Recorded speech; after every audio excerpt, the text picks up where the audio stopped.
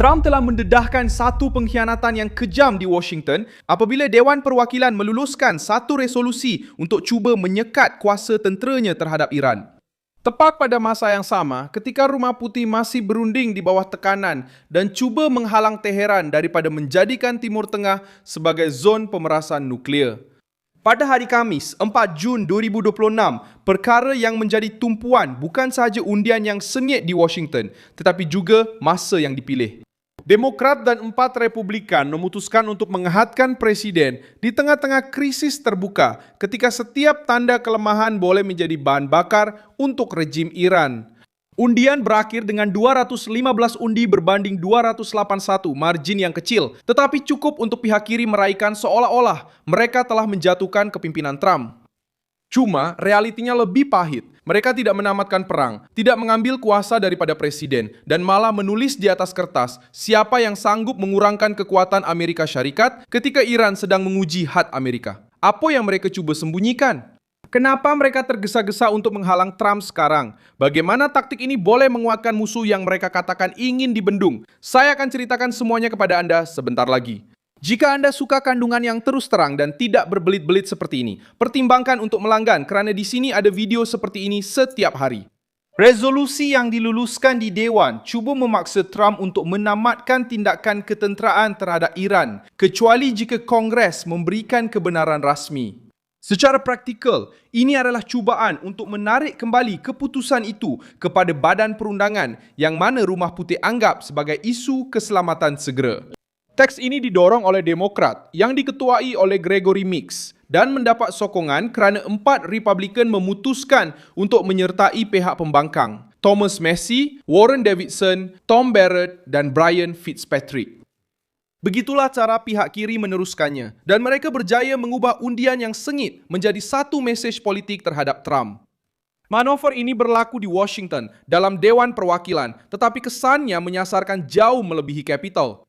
Sasaran sebenar adalah di Timur Tengah dalam tekanan terhadap rejim Iran, dalam rundingan mengenai program nuklear dan dalam perebutan kawalan terhadap peningkatan ketegangan.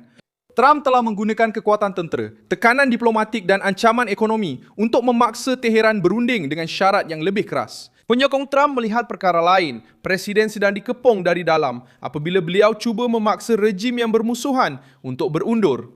Mike Johnson memberi reaksi dengan mengatakan bahawa menarik balik ruang tindakan daripada panglima tertinggi pada masa ini akan melemahkan kedudukan Amerika Syarikat dalam rundingan damai. Fraza ini merumuskan pertembungan itu. Siapa yang menggunakan perlembagaan sebagai perisai politik apabila presidennya ialah Trump. Tetapi beliau telah bertahun-tahun memejamkan mata apabila kerajaan lain melancarkan operasi ketenteraan tanpa tindakan agresif yang sama. Resolusi itu sendiri belum menamatkan apa-apa. Ia akan dibawa ke Senat di mana satu gerakan yang serupa telah melepasi satu peringkat prosedur. Walaupun ia diteruskan, Trump masih boleh menggunakan kuasa veto. Sebab itulah pihak kiri cuba menggambarkan undian itu sebagai satu kekalahan muktamad. Tetapi hakikat sebenar adalah lain. Ia hanyalah satu tekanan politik, bukan satu pengambil alihan kuasa. Presiden masih berada di tengah-tengah krisis, masih memegang kuasa, masih mempunyai kuasa veto dan masih mengetuai rundingan dengan Iran.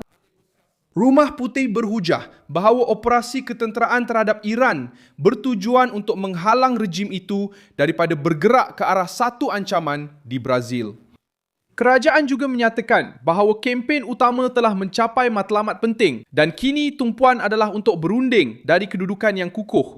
Marco Rubio, Setiausaha Negara, mengukuhkan pandangan ini dengan menyatakan bahawa Washington tidak mahu menukar kelonggaran sekatan dengan undang-undang lain por uma simples promessa iraniana dan juga tidak menerima perjanjian lemah yang membiarkan masalah nuklear terus tersembunyi. Di sinilah usaha untuk menghalang Trump menjadi lebih penting.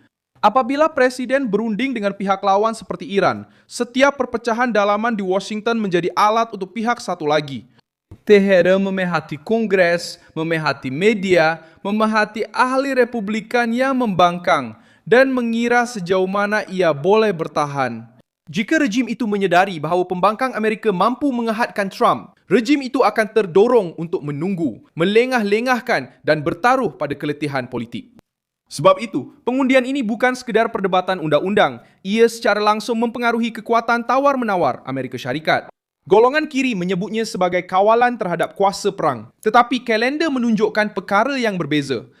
Tekanan meningkat selepas operasi Amerika terhadap Iran melebihi 3 bulan dan selepas Rumah Putih mula bercakap tentang gencatan senjata, rundingan dan penamatan fasa paling berat dalam kempen tersebut. Maksudnya, apabila Trump mula cuba menukar tekanan ketenteraan kepada hasil diplomatik, pihak lawannya segera bertindak untuk mengurangkan kuasanya. Seolah-olah mereka mahu menghalang Presiden daripada menuai hasil daripada kekuatan yang telah digunakan. Pengundian itu juga mendedahkan satu percanggahan dalam naratif anti-Trump. Jika perang itu begitu mendesak, mengapa resolusi itu muncul sebagai mesej politik dan bukan sebagai pelan yang jelas untuk menghalang Iran daripada marah? Jika kebimbangan adalah keamanan, mengapa perlu melemahkan perunding Amerika pada saat dia cuba mendapatkan konsesi? Golongan kiri meraihkan kerana mereka memerlukan imej kekacauan. Trump boleh menggunakan episod ini untuk menunjukkan siapa yang mahu mengehadkan tindakannya sementara Iran masih mengukur kesediaan Amerika. Rejim Iran juga terlibat dalam cerita ini sebagai watak utama. Tehran tidak memerhati perdebatan ini sebagai pemerhati neutral. Iran tahu bahawa perpecahan dalaman di Amerika Syarikat boleh membuka ruang untuk perjanjian yang lebih longgar, kelewatan dan penarikan balik. Rezim itu sudah pernah menggunakan bacaan seperti ini dalam fasa-fasa ketegangan yang lain, dengan bertaruh bahawa tekanan politik di dalam Washington akan cukup untuk mengurangkan kos provokasi mereka sendiri. Donald Trump cuba membalikkan logik ini dengan kekuatan, sekatan, kehadiran tentera dan rundingan yang tegas. Bahagian yang paling sensitif terletak di Selat Hormuz dan kawasan strategik di Teluk. Donald Trump juga cuba membentangkan rundingan itu sebagai sebahagian daripada strategi yang lebih besar. Dia bercakap tentang gencatan senjata, pembinaan semula, perjanjian dan perubahan tingkah laku Iran. Media anti-Donald Trump mempelekehkan bahasanya kerana mereka lebih suka menumpukan pada gaya, bukan pada pergerakan. Tetapi logik politiknya mudah. Tekanan dahulu, kemudian berbincang. Mula-mula tunjukkan bahawa kos eskalasi itu tinggi, kemudian tawarkan jalan keluar jika pihak lawan berundur. Itulah ciri khas Donald Trump dalam pelbagai krisis. Bercakap tegas, memberi tekanan hingga ke had dan membuka ruang untuk perjanjian tanpa meminta maaf kerana menggunakan kekuatan. Masalah bagi pihak kiri ialah strategi ini mengganggu kerana ia mengambil alih kawalan naratif daripada mereka. Jika Donald Trump berjaya mendesak Iran untuk menerima perjanjian yang lebih ketat, beliau akan dilihat sebagai presiden yang berani berdepan dengan Tehran tanpa mengulangi kelemahan perjanjian lama. Jika beliau terus menekan rejim itu, ia menunjukkan bahawa Amerika Syarikat masih boleh memimpin tanpa perlu meminta kebenaran daripada birokrat antarabangsa.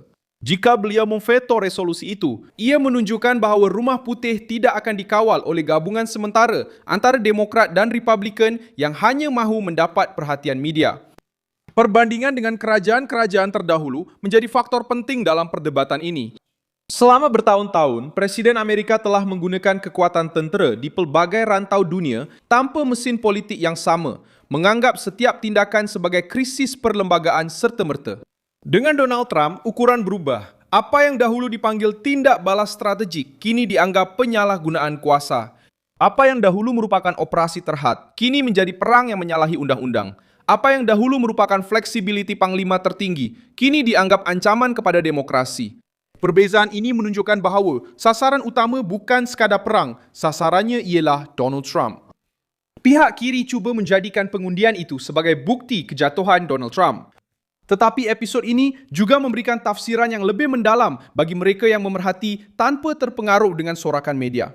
Pada saat tekanan terhadap Iran mula berubah menjadi rundingan, Washington cuba untuk mengikat tangan Presiden.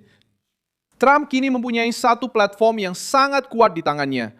Dia boleh menunjukkan bahawa perang terhadap kuasanya bukan sahaja datang dari Teheran tetapi juga dari dalam sistem Amerika sendiri, di mana pihak lawan lebih suka menahan tindakannya daripada mengakui bahawa kekuatan masih boleh mengubah tingkah laku musuh. Saya Myusong Alvis Gobau, seorang internasionalis dan tujuan saya adalah untuk memastikan anda sentiasa mendapat maklumat yang benar setiap hari. Pautan berita ada di dalam deskripsi video. Sila tekan butang suka pada video ini, langgan saluran ini dan pada akhir nanti, lihatlah ruangan komen supaya anda lebih terlibat dengan komuniti Milson Alves.